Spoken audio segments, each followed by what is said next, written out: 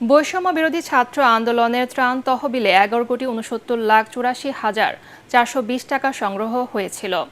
22 August থেকে 4 September পর্যন্ত টিএসসিতে সরাসরি বা ব্যাংক অ্যাকাউন্টে এসব অর্থ দান করেন বিভিন্ন শ্রেণী পেশার মানুষ।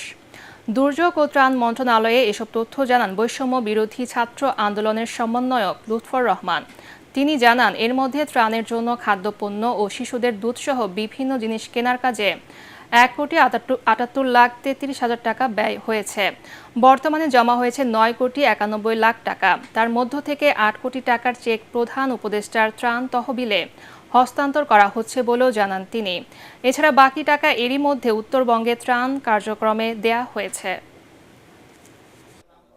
9,91,51,213 টাকা, প্রায় 10 কোটি টাকা আমাদের ব্যাংকে অ্যাকাউন্টে রয়েছে।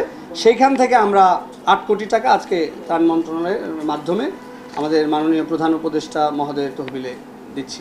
আমরা চাচ্ছি যে এই যে অর্থ, সেটির যে সঠিক ব্যবহার, পুনর্বাসনের যে সঠিক ব্যবহার, সেটার পর্যাপ্ত যে ব্যবস্থাপনা সেটি সরকারের রয়েছে, ত্রাণ মন্ত্রণালয়ের রয়েছে। সেই জায়গা থেকে আমরা চাই আমাদের এই টাকাটি তাদের মাধ্যমে সাধারণ মানুষের যে পুনর্বাসনের যে প্রক্রিয়াটি সাধারণ মানুষের কাছে যাতে পৌঁছে যায়।